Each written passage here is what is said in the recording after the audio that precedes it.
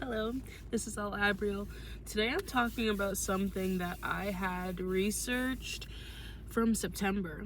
And now I want to talk about it, but when I researched it in September, I came back to it on the 31st of October, which was 2 days ago, and then I came to this new conclusion and I was like, oh my god, I'm literally a genius. I am the number one, actually. There's no most. I'm the number one ranked intuitive astrologer.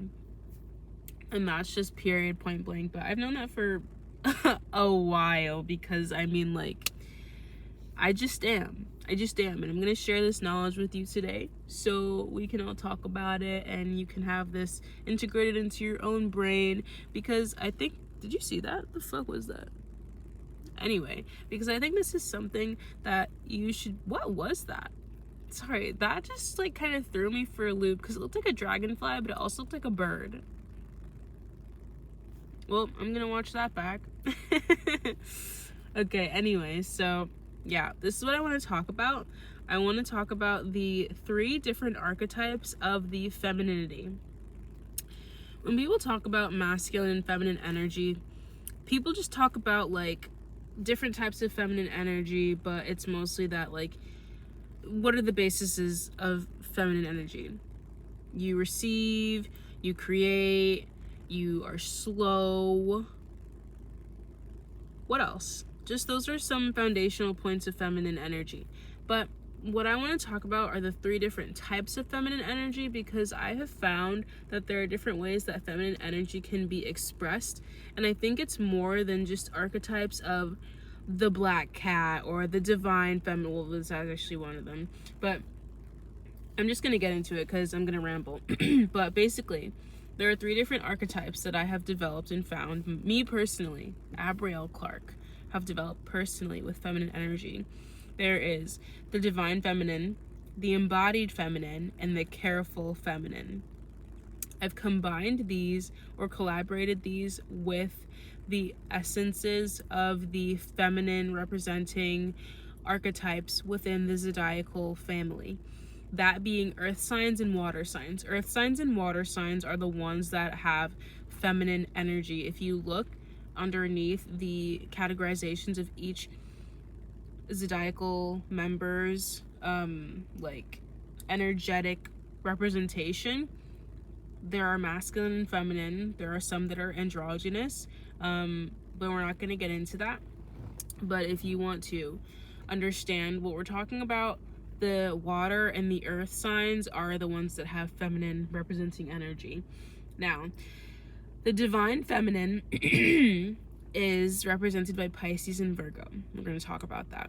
The embodied feminine is represented by Capricorn and Cancer. We're going to talk about that as well. The careful feminine, which has a tricky name, is represented by Scorpio and Taurus. We're going to talk about that as well, okay? And here we have the divine feminine is completely blind. Okay, wait. Before I get into this, I just want to pause for dramatic effect. Okay. So, Pisces and Virgo represent the divine feminine. Pisces and Virgo are 2 archetypal signs that are completely devoted to what it is that they value. Pisces is completely devoted and encompassed by the dream world, by mysticism, and by things that conjure pleasure within and peace within. Virgo is the opposing sign. It does the same thing, but does it in a more humane, practical manner. It focuses on doing things on earth that are of service to people. Both signs are of service, and in that way they are both divine because they are acting out of a place that comes from within, and what they feel within is to be of service within others. Pisces just does it in a more mystical, spiritual way. Virgo does it in a more humane, practical, material way. Okay? The divine feminine is completely blindsided by their own internal... You're not going to stop me.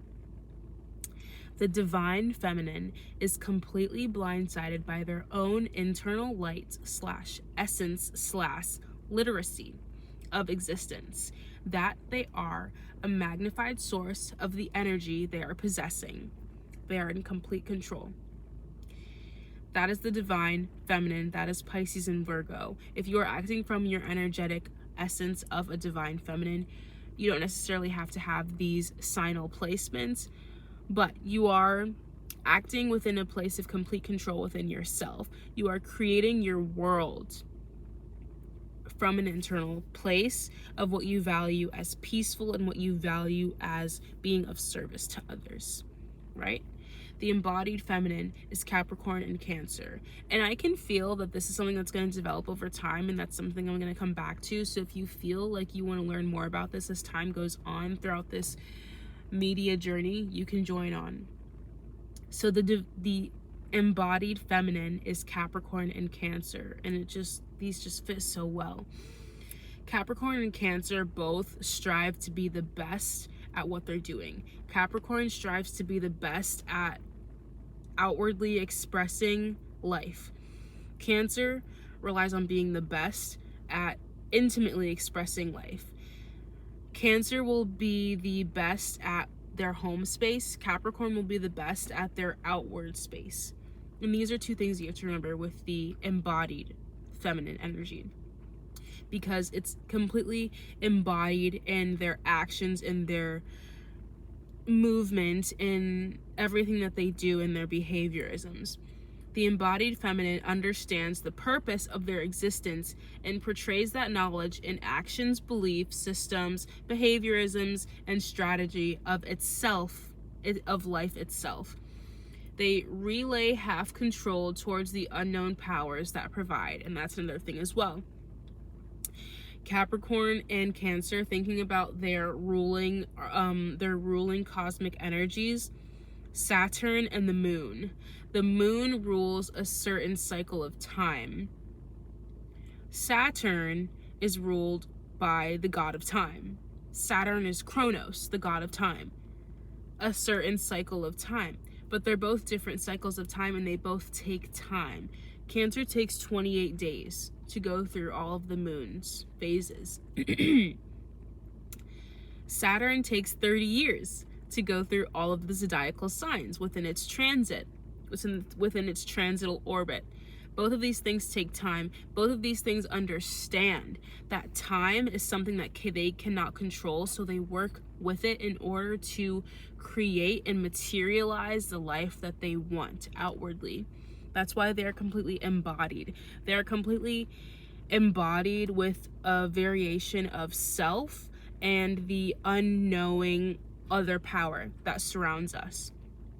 I think they're the most powerful of the feminine archetype, but I'm not too sure. I'm going to continue on and then maybe go back to it after if I remember.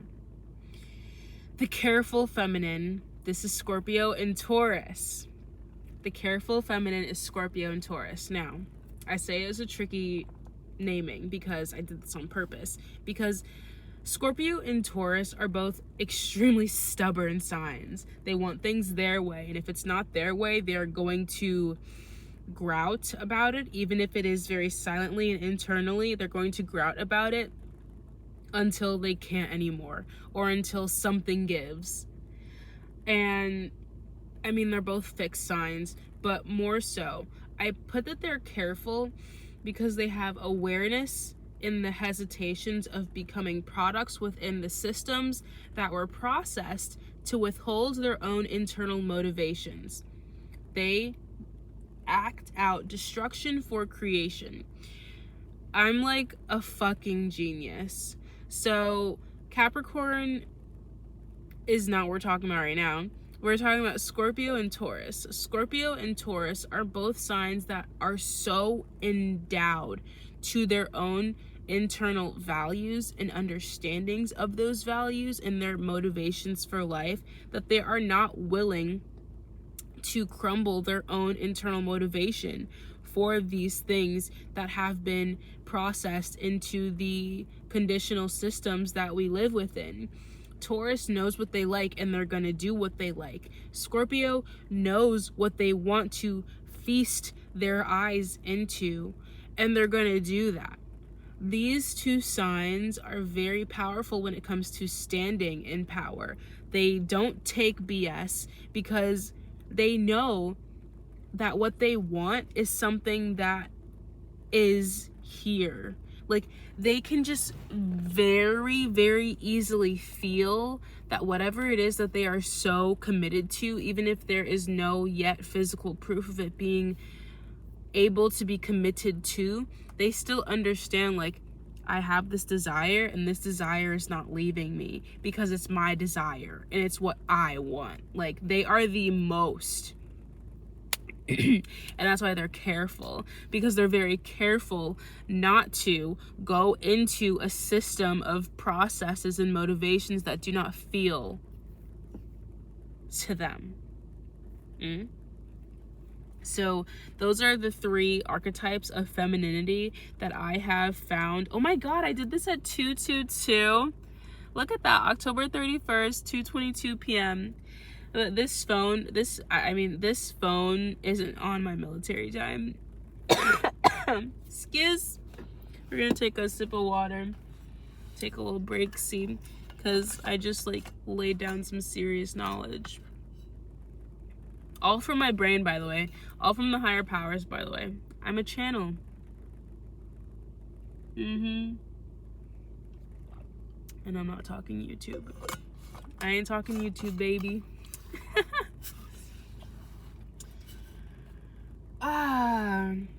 Yeah, so those are the 3 feminine archetypes that I found and I researched, and they all just fit really, really well. I was gonna say before that I feel like the embodied feminine of Capricorn and Cancer are the most powerful of the feminine.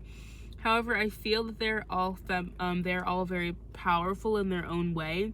But I will say, even though they can all be powerful in their own way, I think that the embodied feminine is the most, you could say, balanced and highest succeeding of the feminine energies, only because Capricorn traditionally rules the highest point in the whole sign house chart when you're looking at astrological birth charts.